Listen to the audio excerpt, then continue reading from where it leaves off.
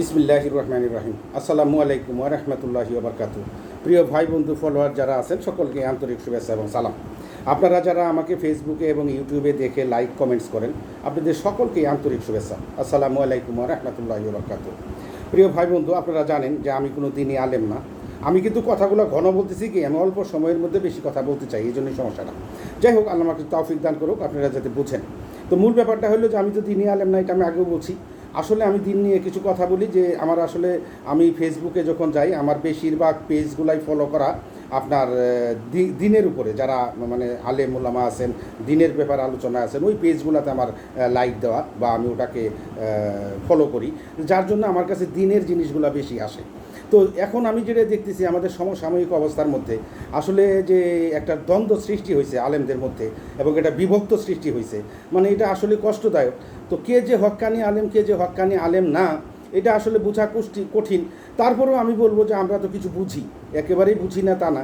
তো যেমন ধরেন, একই আমাদের দেশের দুইজন ব্যক্তি একই বিশ্ববিদ্যালয় থেকে পড়ে আসছে, আজহারি বিশ্ববিদ্যালয় থেকে পড়ে আসছে, কিন্তু পড়ে আসলো একই বিশ্ববিদ্যালয় থেকে। সাবজেক্ট ওনারা কী করলো আমি জানি না, ওইখানে যাই কি সায়েন্সের সাবজেক্ট আছে কি না বা ভূগোল আছে কি না আমি জানি না। ওনারা যেমন আমাদের হয় না কমার্স পড়তে হয়, সায়েন্স পড়তে হয়, আমরা বিভিন্ন সাবজেক্ট নিয়ে পড়ি, কিন্তু ওনারা হয় কোন সাবজেক্ট নিয়ে পড়ে আমি জানি না। তো ওইখানে কি কোরআন দুইটা কি না, আমি তো এটা আমার মাথার মধ্যে ঢুকে না। যে বোধহয় আজহারি বিশ্ববিদ্যালয়ের মধ্যে মানে কোরআন দুইটা অথবা অন্য কোনো সাবজেক্ট থাকতে পারে। বলে কেন? একই বিশ্ববিদ্যালয় থেকে পড়ে আসলো, আইসে দেশে আইসে একজনে বলতেছে রাসুল মাটির তৈরি, আরেকজনে বলে নূরের তৈরি। একই বিশ্ববিদ্যালয় থেকে পড়ে আসছে, আমি নাম বলবো না, একই বিশ্ববিদ্যালয় থেকে পড়ে আসছে, কিন্তু দেশে এসে ওয়াজ করে একজন বলে রাসুল মাটির তৈরি, আরেকজন বলে নূরের তৈরি। এখন কি বুঝবেন বলেন? যেমন আসলে মূল ব্যাপার, একজন আমার কাছে, আমি একজন আলেমের কথা বলবো, উনি বিজ্ঞ, উনিও মোটামুটি খারাপ না। উনি বলছেন যে ভাই, যে যে বিশ্ববিদ্যালয় থেকে পড়ুক আর যে যে সাবজেক্ট নিয়েই পড়ে আসুক, ওই দেশে আইসে কিন্তু মূল কথা হলো ওই যে বাপদাদার ধর্ম, যেটা বাপদাদা যা করছে সেটাই, মানে বাপদাদা যেটা করছে তারা সেটাই কিন্তু পালন করে। তো মূল ব্যাপার হইলো বিশ্ববিদ্যালয় থেকে পড়ে আসে, কিছু ইংরেজি বলি সারে, এই আর কি, আর কিছু না। যাই হোক, আল্লাহ আমাদেরকে মাফ করুক। আমাদের ইবাদত কি? আমরা এই যে আলমের পিছনে, রাসূল সাল্লাল্লাহু আলাইহি ওয়াসাল্লাম একটা হাদিসে বলছে, আমি হাদিস যদিও বলতে চাই না, বলে কেন বলতে চাই না হাদিস আমরা যেগুলো মানবো, আমরা আমল সম্পর্কিত এবং কোরআনের সাথে সম্পৃক্ত যে হাদিসগুলো আছে আমরা এগুলো মানতে চেষ্টা করব। কিছু হাদিস আছে যেগুলো এই হাদিস নিয়ে ফ্যাকরা, আর এই যে আমাদের আলেমরা কি করে জানেন, এরা যার যার মতের হাদিসগুলাকে নিয়ে ওরা কাজ করে। মানে হাদিস যেগুলা কমন ভালো হাদিস, যেগুলো আমলযোগ্য এবং রাসূল সাল্লাল্লাহু আলাইহি ওয়াসাল্লাম যে হাদিসগুলোর উপর জোর দিছে, আর যেটা মানলে কোনো ফ্যাকরা হবে না, যেই হাদিস মানলে কোনো বিভেদ হবে না, দলাদলি হবে না, ওই হাদিস মানবো না। মানবো কোনটা? যে যে দলের সমর্থন করে, যে দলের অনুসারী, ওই হাদিসগুলো ওরা মানে আরগুলা মানতে চায় না, ওটা যদি দেয়ও। আরেকটা জিনিস আছে, আমি দেখছি আমাদের ইসলামিক ফাউন্ডেশন বুখারী গ্রন্থে কিছু হাদিস প্রকাশ করছেন। সেই হাদিসে কি করছে জানেন? কিছু জয়ীফ হাদিসও প্রকাশ করছে। তো হাদিস আমি যখন পড়তে গেলাম, যাই দেখি ওখানে লেখা হাদিস জয়ীফ। তো জয়ীফ হাদিস, আমি ইমাম রহমতুল্লাহ আলাইহি, ইমাম বুখারী রহমতুল্লাহ আলাইহিকে আমি দোষ দিই না, কিন্তু আবার এটাও দোষী ওনাকে যে উনি যখন হাদিস গ্রন্থে আনবেন, তো যে এটা জয়ীফ, এই হাদিসটা গ্রন্থে আনলো কেন? ওটা বাদ দিয়ে দেখ, কিন্তু উনি উল্লেখ করছে জয়ীফ। আচ্ছা ধরেন একজন কেউ জয়ীফ খেয়াল করলো না, উনি এখানে আমাদের ইসলামিক ফাউন্ডেশন মার্ক করেছে হলুদ করে যে এটা জয়ীফ। ধরেন মূল গ্রন্থে জয়ীফ কথাটা লেখা নেই, কিন্তু একজন ওটাই পড়লো, ওটার উপরে তো জোর দেবো, তখন তো একটা পেশা লেগে যাবো। তো আমার কথা হলো জয়ীফ হাদিস গ্রন্থে আনাই উচিত ছিল না। যাই হোক, এ নিয়ে ওনারা ভালো বুঝছেন, আমি ওনাদেরকে দোষ দেবো না, এখন ওনারা যেটা করবে। তো আমার কথা হলো আমাদের ইবাদতগুলা কী, আমাদের মূল জিনিসটা, আমি বারবারই বলছি যে আমাদের মূল জিনিস কী। মূল জিনিসকে কিন্তু কোনো আলেমই বাদ দিতে পারবো না। যত বড় ডিগ্রি নিয়ে আসুক আর যত বড় বিশ্ববিদ্যালয় থেকে পড়ে আসুক আর যেখান থেকে সে নিয়ে আসুক, আমরা সেই আমলই আমাদের করতে হবে। এটার একটারও বাদ দিতে পারবো না। যদি কোনো আলেম বাদ দিতে পারে, জবাই করে এলেন আমার, যদি কোনো আলেম এই ইবাদতগুলাকে বাদ দিতে পারে যে এইখান থেকে একটা কমাই দিন, আমি বিরাট বড় আলেম, আমি অমুক বিশ্ববিদ্যালয় থেকে পড়ে আসছি, আমি এই আমলটা বাদ দিয়ে দিলাম, আপনারা এটা করেন না, এই কাজটা করবো নি দেখি। আচ্ছা, কেউ কি করতে পারবে যে সালাদ বাদ দিতে পারবে, রোজা বাদ দিতে পারবে, জাকাত বাদ দিতে পারবে, হজ বাদ দিতে পারবে? এই আমলগুলা কেউ বাদ দিতে পারবে কোনো ব্যক্তি? হ্যাঁ, বাদ দিতে পারবে। কোনটা? যে ধন নাই, সম্পত্তি নাই, আমার জাকাত নাই, এটা তো বলেই দিছে যে তোমার টাকা থাকলে তুমি জাকাত দিবা, টাকা না থাকলে জাকাত দিবা না। তোমার যদি বাইতুল্লাহ যাওয়ার মতো সমর্থ থাকে, তুমি বাইতুল্লাহ যাবা, না হলে বাইতুল্লাহ যাই হজ করবা না। কিন্তু শারীরিক ইবাদত এগুলো তোমাকে করতেই হবে। এক নাম্বার কথা হলো আল্লাহকে বিশ্বাস, আল্লাহর উপর ভরসা, রাসূলকে রাসূল হিসেবে মানা, এটা কেউ ফিরাইতে পারবো না। এটা সত্য, এটা করতে, এটা যদি না করে তোর আমলই নাই। আল্লাহকে যদি কেউ বিশ্বাস না করে তোর তো আমলই নেই। তো মূল কথা হলো আমরা আল্লাহকে বিশ্বাস করব, আল্লাহ রাসূলকে রাসূল হিসেবে মানবো, আর আমাদের কী করতে হবে? সালাত কায়েম করতে হবে, আমাদের রোজা করতে হবে। যেমন সালাত কায়েম, এটা হলো শারীরিক ইবাদত, এটার কোনো মাপ নাই। রোজা শারীরিক ইবাদত, এর কোনো মাপ নাই। হ্যাঁ, জাকাতের বেলায় অর্থ থাকলে দিমু, নাইলে দিমু না। আমার হজ, আমি যাইতে পারলে, মক্কায় যাইতে পারলে বা বাইতুল্লাহ যেতে পারলে আমার হজ হবে, নাহলে নাই। এগুলো করতে আর কোনটা বাদ দিতে পারবো আলম আমি জানি না, আমার কোনো আমল। হ্যাঁ, ওনারা আইসি বলে এই দোয়া পড়লে 50,000 নাকি, ওই দোয়া পড়লে 60,000 নাকি। আচ্ছা, আমার এই দোয়া আমি পড়লাম না, আমি আল্লাহকে কারোর সঙ্গে শিরিক করলাম না, 5 ওয়াক্ত নামাজ পড়লাম, রোজা করলাম, সামর্থ্য থাকলে জাকাত দিলাম, আমি হজ করলাম। আচ্ছা, আমি ওই দোয়া পড়লাম না, আল্লাহ আমার কি অসন্তুষ্ট হবে? আল্লাহ অসন্তুষ্ট হবে না। বলে কি দোয়া পড়লে আমি সওয়াব বেশি পাবো। আমার কথা হলো আমি ওই দোয়া পড়লাম না, আমি আল্লাহর ভয় অন্তরে পোষণ করলাম, আমি হারাম কাজ করলাম না, আমি কোনো অন্যায় করলাম না। ঘটনা হলো কি, যে এই যে কতগুলো জিনিস আছে হাদিসে, এইটা করলে অত সোয়াব, এটা সামনাদারি করবেন, আপনি সবসময় সুবহানাল্লাহ আলহামদুলিল্লাহ পড়তে থাকবেন, মানে এই যে জিনিসগুলা, মানে এটা ভাই সুবহানাল্লাহ, আমার অন্তর মধ্যে আল্লাহর ভয় মানেই তো আল্লাহর ভীতি, আমি তো অবশ্যই বলবো। আর আল্লাহর অন্তরে ভয় রাখাটাই হলো বড় কথা। অন্তরে আমি যে কাজ করব সেটার জন্য আল্লাহর ভয় করি, যে আল্লাহ এখানে এটা করতে বলছে কিনা, এটা করলে আল্লাহ সন্তুষ্ট হবে কিনা। যদি দেখি এটা আল্লাহ করলে, এটা এই কাজ করলে আল্লাহ সন্তুষ্ট হবে না, বাদ দেবো। এইটা করলে আল্লাহ সন্তুষ্ট হবে, এখানে নিষেধ আছে আল্লাহর, এটা করবো না। আমার কথা হলে এই একটা কাজ করতে গেলাম, এখানে আল্লাহর নির্দেশ আদেশ কোনটাই নেই, মানে আল্লাহ সন্তুষ্ট হবে না, অসন্তুষ্ট হবে না, এই কাজ করেন, কোনো সমস্যা নেই। তো আমার কথা হলো এই জিনিসগুলো আমাদের ভিডিও বড় হয়ে যায়, আমি যে কথাটা নিয়ে আসছিলাম সেটা বলা আসলে সময় হচ্ছে না। দ্বিতীয় কথা হলো যে আমাদের সবচেয়ে বড় কথা হলো যে আমরা সহজভাবে আমল করব। এই যে আলেমদের ফেরকার দিকে আর তাকাই নে, আর আমরা কারো জিকিরও শুনি না, আর কারো ইয়েও শুনি না। আলেমরা আছে বলবে, এইখানে আমি কোথায়, আমাদের বড় কথা হলো 1 নাম্বার কথা, আল্লাহকে একেবারে মনে প্রাণে বিশ্বাস করা। আমাদেরকে হাসরের ময়দানে আল্লাহর সামনে দাঁড়াইতে হবে এবং বিচারের কার্য উনি পরিচালনা করবেন, আল্লাহ বিচার করবেন আমার কর্মের উপরে। বলে আমি কি কর্মের উপরে? যে আল্লাহ হুকুম যা দিয়েছেন আমি সেটা পালন করলাম কিনা, আমি সালাত কায়েম করলাম কিনা, আমি রোজা করলাম কিনা, আমি জাকাত দিলাম কিনা, হজ করলাম কিনা, আমি আল্লাহর ভয়ে কাজ কোনো কিছু মানে অন্য কাজ ছেড়ে দিলাম কিনা, আল্লাহর ভয়টা অন্তরে পোষণ করছি কিনা, মানে আমার আল্লাহর রহমত চাইছি কিনা। এই জিনিসগুলো হইলে ওই দিন বিচারে হবে। আর রাসূল সাল্লাল্লাহু আলাইহি ওয়াসাল্লামকে আমাদের মানতে হবে, যেহেতু রাসূল ছাড়া আমরা ইসলাম ধর্মের কথা চিন্তা করতে পারি না। উনি একটা বিলুপ্ত ধর্মকে, ইব্রাহিম আলাইহিস সালামের সময় যে ধর্ম বিলুপ্ত হয়ে গেলেন, এই বিলুপ্ত ধর্মকে রাসূল সাল্লাল্লাহু আলাইহি ওয়াসাল্লামের মাধ্যমে আল্লাহ তাআলা জাগ্রত করলেন, আমাদেরকে সরল সহজ পথ বাদ দিলেন আইনে। তো আমরা এই যে রাসূল সাল্লাল্লাহু আলাইহি ওয়াসাল্লামকে আমরা মানব এবং আল্লাহকে মানব এবং রাসূল সাল্লাল্লাহু আলাইহি ওয়াসাল্লাম যা বলছেন সেটাকে আমরা অনুসরণ করব। তো এখানে আমি বলি, প্রথমে যেটা আসছে সেটা হলো যে আল্লাহর সাথে আমরা কাউকে শরীক করব না। 1 নাম্বার কথা, আল্লাহকে আমরা সব দিকেই সবচেয়ে কী বলবো, আমাদের লালনকর্তা পালনকর্তা একমাত্র আল্লাহ আমাদের প্রভু, আর কোনো প্রভু নাই। এ ব্যাপারে আল্লাহ কি বলছেন? সূরা নিসা আয়াত নাম্বার হলো 48। এইখানে আল্লাহ বলছেন, নিঃসন্দেহে আল্লাহ তাকে ক্ষমা করবেন না যে লোক তার সাথে শরীক করে। নিঃসন্দেহে আল্লাহ তাকে ক্ষমা করবেন না যে লোক তার সাথে শরীক করে, তিনি ক্ষমা করবেন এর নিম্ন পর্যায়ের পাপ, যার জন্য তিনি ইচ্ছা করেন। আর যে লোক অংশীদার সাব্যস্ত করলো আল্লাহর সাথে, সে যেন আল্লাহকে কি বলো অপবাদ দিল, অপবাদ আরোপ করলো, সে কখনো মাপ পাবে না। আরেকটা আয়াত আসছে সূরা আনাম আয়াত নাম্বার হলো 82। এইখানে আল্লাহ বলছেন যে যারা ঈমান আনে এবং স্বীয় বিশ্বাসকে শিরিকির সাথে মিশ্রিত করে না, যারা আল্লাহর প্রতি ঈমান আনে এবং শিরিকির সাথে মিশ্রিত করে না, মানে আল্লাহকে, তাদের জন্য শান্তি এবং তারাই সুপথগামী। আচ্ছা, এইখানে আমরা আরেকটা আমাদের ইবাদত কি, যে আমরা আল্লাহর হুকুমে 5 ওয়াক্ত সালাত আদায় করব, হ্যাঁ, রমজানের রোজা রাখবো এবং দান সদকা করব, প্রয়োজনে অধিক অর্থ থাকলে আমরা কি জাকাত দিব, বাইতুল্লাহ যাওয়ার মতো অর্থ থাকলে আমরা হজ করবো, এটাই তো আমাদের কথা। তো এখানে আল্লাহ কি বলছেন? সূরা মুজাম্মিল আয়াত নাম্বার হলো 20। এইখানে আল্লাহ বলছেন যে তোমরা নামাজ কায়েম করো, জাকাত দাও এবং আল্লাহকে উত্তম ঋণ দাও, মানে আল্লাহ দান করো। তোমরা নিজেদের জন্য যা কিছু অগ্রে পাঠাবে তা আল্লাহর কাছে উত্তম আকারে পুরস্কার হিসেবে বর্ধিত আকারে পাবে। তোমরা আল্লাহর কাছে প্রার্থনা করো, নিশ্চয়ই আল্লাহ ক্ষমাশীল ও দয়ালু। তাইলে আমাদের কিন্তু আমাদের দায়িত্বগুলো পায়ে গেছি। আলেমরা কি বলবেন ভাই? কোন আলেম আইসে আপনাকে কি বলবে এর বাইরে আমার বলেন? আচ্ছা, আমি কিন্তু একটা হাদিস আনি নেই, এখানে সব কোরআনের বাণী থেকে বলতেছি। আমরা মিথ্যা বলবো না, আল্লাহর আদেশ নির্দেশকে মিথ্যা প্রতিপন্ন করব না, সোজা কথা, আমাদের ইবাদত। তাইলে এখানে আল্লাহ কি বলছেন?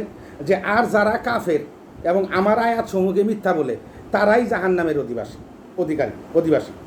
আর তারা তথায় অনন্তকাল থাকবে, কতই না মন্দ প্রত্যাবর্তন স্থল এটা। তার মানে কি বুঝাইলো, যে যারা কাফের এবং আমার আয়াতসমূহকে মিথ্যা বলে তারাই জাহান্নামের অধিবাসী, তারা তথায় অনন্তকাল থাকবে, কতই না মন্দ প্রত্যাবর্তন স্থলটা, মানে যেটা জাহান্নাম। দেখেন আল্লাহ অন্যর্থ বলছেন একই ব্যাপারে যে হে ইমানদারগণ, তোমরা ন্যায়ের উপর প্রতিষ্ঠিত থাকো, আল্লাহর ওয়াস্তে ন্যায় সঙ্গত সাক্ষ্য প্রদান করো, তাতে তোমাদের নিজেদের পিতামাতা অথবা নিকটবর্তী আত্মস্বজনের যদি ক্ষতিও হয়, তবু কেউ যদি ধনী কিংবা দরিদ্র হয়, তবে আল্লাহ তাদের শুভাকাঙ্ক্ষী, তোমাদের চাইতেও বেশি। অতএব তোমরা বিচার করতে গিয়ে রিপু কামনা বাসনার অনুসরণ করো না। আর যদি তোমরা ঘুরিয়ে পেঁচিয়ে কথা বলো কিংবা পাশ কাটিয়ে যাও, তবে আল্লাহ তোমাদের যাবতীয় কাজকর্ম সম্পর্কে অবগত। আমরা কি করি? আমরা মিথ্যা সাক্ষী দিই, মিথ্যা আশ্রয় নিই। আমাদের একটা আত্মীয় স্বজন বিপদে পড়ছে, তার পিছনে যায় আমরা বিচার হলে তার পক্ষে নেই। তা আল্লাহ বলছে যে তোমার আত্মীয় স্বজন ব্যাপারে তোমার চাইতে বেশি শুভাকাঙ্ক্ষী কেউ নাই, আমি বেশি শুভাকাঙ্ক্ষী, অতএব আমার উপর ভরসা করো আর তোমরা সত্যপাত করো, তার কি হবে না হবে না আমি দেখবো। এখানে আমাদের আরেকটা ইবাদত কি, কথায় বা কাজে কাউকে কষ্ট দিব না, সকলের সাথে নম্র ও সৎ আচরণ করবো। আমরা কাউকে কষ্ট দিব না, সকলের সাথে নম্র ও সদাচরণ করব, কথায় এবং কাজে প্রতিবেশী যেই হোক না কেন কাউকে আমরা কষ্ট দিব না। এ বিষয়ে আল্লাহ কি বলছেন? আল্লাহ বলছেন যে আর রহমানের বান্দা তো তারাই যারা পৃথিবীতে নম্রভাবে চলাফেরা করে এবং তাদের সাথে যখন মূর্খরা কথা বলতে থাকে তখন তারা বলে সালাম, মানে যখন তর্ক বিতর্কে লিপ্ত হয়, অতএব ফাসেক কথাবার্তা বলে। যারা আল্লাহ ভীরু ব্যক্তি তারা কখনোই তাদের সঙ্গে দ্বন্দ্বে লিপ্ত হয় না, তারা বলে আসসালামু আলাইকুম, চলে আসি বলে। তো আমাদের আর ইবাদত কি, আমরা অন্যায়ভাবে কারো ধন সম্পদ হরণ করব না, এতিমের সম্পদ ভোগ করব না। তো এখানে আল্লাহ কি বলছেন এই ব্যাপারে আল্লাহ বলছেন সূরা নিসা আয়াত নাম্বার 29। এখানে আল্লাহ বলছেন হে ঈমানদারগণ, তোমরা একে অপরের সম্পদ অন্যায়ভাবে গ্রাস করো না, কেবলমাত্র তোমাদের পরস্পরের সম্মতিক্রমে যে ব্যবসা করা হয় তা বৈধ। আর তোমাদের নিজেদের কাউকে হত্যা করো না, নিঃসন্দেহে আল্লাহ তাআলা তোমাদের প্রতি দয়ালু। তার মানে কি, আমরা যদি মিলেমিশে ব্যবসা বাণিজ্য করি অথবা কারোর সম্পদ সম্মতির কারণে নেই, সেটা ঠিক আছে, কিন্তু আমরা কখনো অন্যায়ভাবে ভোগ করব না, আমরা অন্য ভাইকে হত্যা করব না, খুন খারাপি করব না। আল্লাহ আরও বলেন এই ব্যাপারেই বলেন যে আর এতিমের মালের কাছেও যেও না, একমাত্র তার কল্যাণ আকাঙ্ক্ষা ছাড়া। যদি তার জন্য তুমি কল্যাণ আকাঙ্ক্ষা করো তাহলে যেতে পারো। সংশ্লিষ্ট ব্যক্তির যৌবনে পদার্পণ করা পর্যন্ত এবং অঙ্গীকার পূর্ণ করো, নিশ্চয়ই অঙ্গীকার সম্পর্কে জিজ্ঞাসাবাদ করা হবে। মানে এতিমের ধন সম্পদের আশাও করা যাবে না, ওটা আশেপাশেও যাওয়া যাবে না।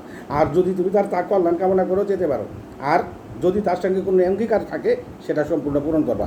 অহেতুক কাজ কথাবার্তা থেকে বিরত থাকবো। আমরা কি করব? অহেতুক কাজ কথাবার্তা থেকে, বাজে কথাবার্তা থেকে বিরত থাকবো। অনুমানের ভিত্তিতে কোনো কথা বলবো না, অশ্লীল বাক্য উচ্চারণ করবো না। সরি। তো এইখানে আল্লাহ তাআলা কি বলছেন এই ব্যাপারে? সূরা আনাম আয়াত নাম্বার হলো 116। সূরা আনাম আয়াত নাম্বার 116 আল্লাহ এখানে বলছেন, আর যদি আপনি পৃথিবীর অধিকাংশ লোকের কথা মেনে নেন, তবে তারা আপনাকে আল্লাহর পথ থেকে বিপদগামী করে দেবে। তারা শুধু অলিক কল্পনা অনুসরণ করে, অলিক কল্পনা এবং সম্পূর্ণ অনুমান ভিত্তিতে কথাবার্তা বলে। জ্ঞান তো নাই, অনুমানে কথা বলে, ফাসেক কথাবার্তা বলে। তো অতএব রাসূলকে সতর্ক করে দিয়েছে আপনি ওদের আশেপাশে যায় না। আল্লাহ আরেকটা বলছে যে আমরা মা বাবার সাথে সৎ আচরণ করবো। আমাদের ইবাদতগুলো কী কী দেখেন, আমরা মা বাবার সঙ্গে সৎ আচরণ করবো, তাদের সেবা করব, তাদের সেবা শুশ্রূষা করবো। এটা আল্লাহ তাআলা আমাদেরকে বলছেন। তা আল্লাহ এ ব্যাপারে কি বলছেন? যে আমি মানুষকে তার পিতামাতার সাথে সদ্ব্যবহারের আদেশ দিয়েছি। আল্লাহ তাআলা সূরা আহকাফ আয়াত নাম্বার হলো 15। এখানে বলছেন আমি মানুষকে তার পিতামাতার সাথে সৎ আচরণের আদেশ দিয়েছি। তার জননী তাকে কষ্ট সহকারে গর্ভে ধারণ করেছেন এবং কষ্ট সহকারে প্রস্রাব করেছেন। তাকে গর্ভধারণ করতেও তার স্তন ছাড়াতে সময় লেগেছে 30 মাস। অতএব আমাদের পিতামাতার প্রতি আল্লাহ তাআলা সৎ আচরণ করতে বলছেন, সৎ ব্যবহার করতে বলছেন, তাদের সেবা করতে বলছেন। আর আল্লাহ তাআলা আরেকটা আয়াতে বলছেন সূরা বনী ইসরাঈল আয়াত নাম্বার হলো 23। এখানে আল্লাহ বলছেন তোমার পালনকর্তা আদেশ করেছেন যে তাকে ছাড়া অন্য কারো ইবাদত করো না এবং পিতামাতার সাথে সৎ ব্যবহার করো। তাদের মধ্যে কেউ অথবা উভয়ই যদি তোমাদের জীবদ্দশায় বার্ধক্যে উপনীত হয়, তবে তাদেরকে শব্দটি বলো না এবং তাদেরকে ধমক দিও না এবং বলো তাদেরকে শিষ্টাচারপূর্ণ কথা। তাইলে আল্লাহ আমাদেরকে কি আমাদের ইবাদত জিনিসগুলো দেখেন, আমাদের করণীয় কী, কোন আলেম এসে কী করবো জানি না। আল্লাহকে বেশি বেশি ভয় করো এবং সর্ব অবস্থায় আল্লাহর রহমতের আশা করো। আমাদের করা উচিত কি, সবসময় আল্লাহর বেশি বেশি আল্লাহকে ভয় করা এবং সর্ব অবস্থায় আল্লাহর রহমতের আশা করা। তো আল্লাহ কি বলছেন পবিত্র কোরআন এই বিষয়ে? সূরা বাকারা আয়াত নাম্বার হইল 230। এখানে আল্লাহ বলছেন, আর আল্লাহকে ভয় করো এবং জেনে রাখো যে আল্লাহ তোমাদের যাবতীয় কাজ অত্যন্ত ভালো করেই দেখেন। যে আমাদেরকে বলছে যে তোমরা আল্লাহকে ভয় করো এবং জেনে রাখো যে আল্লাহ তোমাদের যাবতীয় কাজ অত্যন্ত ভালোভাবেই দেখেন। তাইলে আমাদের ভয় করা উচিত, আল্লাহ সর্ব অবস্থায় আমাদের সমস্ত কাজকর্ম দেখেন। তিনি এই ব্যাপারে আরেকটা আয়াতে বলেন, সূরা আনফাল আয়াত নাম্বার হইল 69। এখানে আল্লাহ বলছেন, সুতরাং তোমরা খাও গনিমত হিসাবে তোমাদের যে পরিচ্ছন্ন হালাল বস্তু অর্জন করেছো তা থেকে, আর আল্লাহকে ভয় করতে থাকো, নিশ্চয়ই আল্লাহ ক্ষমাশীল ও মেহেরবান। আরেকটা সূরায় আসছে, সূরা হাদিদ আয়াত নাম্বার হলো 28। এইখানে বলছেন যে মুমিনগণ তোমরা আল্লাহকে ভয় করো এবং তার রসুলের প্রতি বিশ্বাস স্থাপন করো, তিনি নিজে অনুগ্রহের দ্বিগুণ অংশ তোমাদেরকে দিবেন জ্যোতি, যার সাহায্যে তোমরা চলবে এবং তোমাদেরকে ক্ষমা করবেন, আল্লাহ ক্ষমাশীল দয়াময়। তো এখন আমাদের আরেকটা ইবাদত কি, সেটা হলো যে হালাল খাদ্য ভক্ষণ করব, হারাম থেকে বেঁচে থাকব, নিজেদের উপার্জন দ্বারা খাদ্য হালাল, আমাদের নিজেদের উপার্জন খাদ্য হালাল। অতএব আল্লাহ তাআলা বলছেন এইখানে সূরা মায়েদা আয়াত নাম্বার 88, আল্লাহ তাআলা বলেন, যে সব বস্তু তোমাদেরকে দিয়েছেন, আল্লাহ তাআলা যে সব বস্তু তোমাদেরকে দিয়েছেন তন্মধ্য থেকে হালাল ও পবিত্র বস্তু খাও এবং আল্লাহকে ভয় করো, যার প্রতি তোমরা বিশ্বাসী। অতএব আমাদেরকে হালাল বস্তু খেতে হবে। আমরা কারো প্রতারণা করবো না, কারোর সাথে কোনো রকম প্রতারণা করবো না, কাউকে ধোঁকা দিব না, এগুলো কিন্তু আমাদের ইবাদতের মধ্যে। তো আল্লাহ এই ব্যাপারে কি বলছেন, সূরা নিসা আয়াত 120। আল্লাহ বলছেন, সে তাদেরকে প্রতিশ্রুতি দেয় এবং তাদেরকে আশ্বাস দেয়, শয়তান তাদেরকে যে প্রতিশ্রুতি দেয় তা সব প্রতারণা, বই কিছু নয়। মানে অতএব আমাদেরকে শয়তান সবসময় প্রতারণা দেয়, আশ্বাস দেয়, বিভিন্ন লোক দেখায়, আর এগুলো হলো তার প্রতারণা। অতএব আমরা যেন তার প্রতারণায় না পড়ি এবং শয়তানের প্রতারণায় আমরা মানুষের সাথে প্রতারণা শেখাই, মানে সে আমাদেরও কিন্তু প্রতারণা শেখায়, শয়তান আমাদেরকে প্রতারণা করা শেখায়, আমরা মানুষের সাথে প্রতারণা করি। এ ব্যাপারে আল্লাহ বলেন আরও সূরা নিসা আয়াত 142, অবশ্যই মুনাফেকেরা প্রতারণা করছে। মুনাফেকেরা কিন্তু ওটা বলছি আপনাদেরকে, বিষয়টা আমি আবার বলবো যে অবশ্যই মুনাফেকেরা প্রতারণা করছে আল্লাহর সাথে, অথচ তারা নিজেরাই নিজেদেরকেই প্রতারিত করে। বস্তুত তারা যখন নামাজে দাঁড়ায় একান্ত শিথিলভাবে লোক দেখানোর জন্য দাঁড়ায়, তারা আল্লাহকে অল্পই স্মরণ করে। এরা হলো প্রতারক, এরা হলো মুনাফেক। মানে আমাদের কাছে দেখায় যে তারা আল্লাহ ভীরু, তারা আল্লাহর কাজ করে এবং এমনভাবে আমাদের সঙ্গে কথা বলে মিশে, কিন্তু আমাদের কাছ থেকে তারা স্বার্থ উদ্ধার করে নিয়ে যায়, এই প্রতারকরা। তা আল্লাহ ওরাও বলছে যে ওরা কি আমার সাথে প্রতারণা করে, আসলে নিজেদেরকে প্রতারণা করে। দেখবেন নামাজ পড়তে যে এমনভাবে দাঁড়াবো, মানে ওই যে আল্লাহ নিজেই বলছে এখানে যে তারা এমনভাবে দাঁড়ায় যে মানে বুঝায় যে একে আল্লাহ ভীতু। আমরা অহংকার করব না, গর্ব করব না। এই কথাটার ব্যাপারে আল্লাহ তাআলা পবিত্র কোরআনে কি বলছেন, সূরা আরাফ আয়াত নাম্বার হলো 36। এইখানে আল্লাহ বলছেন যে যারা আমার আয়াতসমূহকে মিথ্যা বলবে এবং তা থেকে অহংকার করবে, তারাই দুজকি এবং তারাই সেখানেই চিরকালে থাকবে, দুজকে থাকবে। এইখানে আরেকটা এই ব্যাপারে আয়াত আসছে, একটা সূরাতে একটা আয়াত আসছে, সেটা হলো যে আল্লাহ বলেন সূরা লুকমান আয়াত নাম্বার হলো 18। এইখানে বলছে সূরা লুকমানে যে অহংকার বসে তুমি মানুষকে অবজ্ঞা করো না, অহংকার বসে তুমি মানুষকে অবজ্ঞা করো না এবং পৃথিবীতে গর্ব ভরে পদচারণা করো না। নিশ্চয় আল্লাহ কোনো দাম্ভিক ও অহংকারীকে পছন্দ করে না। তো এই যে যেগুলো বিষয় আমাদের যে ইবাদতের সাথে যে জিনিসগুলো সম্পৃক্ত, আমি এগুলো আয়াত বলে আপনাদেরকে শোনালাম। এখানে আল্লাহ আরও বলেন এই ব্যাপারেই যে কিন্তু ইবলিস সে অহংকার করলো এবং অহংকারীদের অন্তর্ভুক্ত হয়ে গেল। যে অহংকার করাটা কেমন দেখেন, সারা জীবন ইবলিস ইবাদত করলো, আল্লাহর কত ইবাদত করলো, কিন্তু শেষে এসে আল্লাহর সাথে একটা অহংকার করলো কি, যে আমরা মাটির তৈরি, নূরের তৈরি। এই যে অহংকারটা করলো, যার জন্য সে অহংকারে পতিত হলো এবং সে বিতাড়িত হলো। হ্যাঁ, তো আল্লাহ তাআলা আমাদেরকে বুঝদান করুক, আমরা ইবাদত করবো কী কী বিষয়গুলো আমি বললাম। আর ইবাদত বেশি লাগবে না, অল্প, আপনাকে পেরেশান হতে হবে না, একেবারে খুব একটা পেরেশান হয়ে ইবাদত করবো। শুধু একটা কথাই আমি বলবো, আল্লাহর সাথে কোনো শরিক নাই, আর আমরা সর্ব অবস্থায় আল্লাহর ভীতিটা অন্তরে রাখবো। যেই কাজই করব, যাই করব, খাবো মনে মনে প্রশ্ন করবো কীভাবে খাইলে আল্লাহ খুশি হবে, ওইভাবে খাবো। ঘুমাইতে যাবো যে কীভাবে ঘুমাইলে শুইলে আল্লাহ খুশি হবে, ওইভাবে শুবো। আমি কারোর সঙ্গে কথা বলতেছি যে কীভাবে কথা বললে আল্লাহ সন্তুষ্ট হবে, ওইভাবে কথা বলবো। যে আমি এমন কোনো আচরণ করবো না যে আচরণটা করলে আল্লাহ বিরক্ত হবে। অতএব এই জিনিসটা মাথায় রেখেই কাজ করবেন। আলহামদুলিল্লাহ। পাপ কী? পাপ হইলো এটা যে আমি যে কাজ করলে মানুষ সম্মুখে প্রকাশ করলে লজ্জা পাই, ইতস্ত করি, মনের মধ্যে একটা দ্বিধাদ্বন্দ্ব আসে, এটা পাপ। আমি যে কাজ লোক সম্মুখে প্রকাশ করতে লজ্জা লাগে, ইতস্ত হয়, এটা হলো পাপ। আর আমি যে কাজ করলেও অন্তরে তৃপ্তি লাগে এবং মানুষ সম্পর্কে প্রকাশ করলে আমাকে ভালো লাগে, এটা হলো পুণ্য। এই দুইটা জিনিসই মাথা মনে রাখবেন। আর এটাই হলো কাজ, আর কিছু না। আল্লাহ আমাদেরকে মাফ করুক, আল্লাহ আমাদেরকে রহম করুক, আমল করার তৌফিক দান করুক। আসসালামু আলাইকুম ওয়া রাহমাতুল্লাহি ওয়া বারাকাতুহু।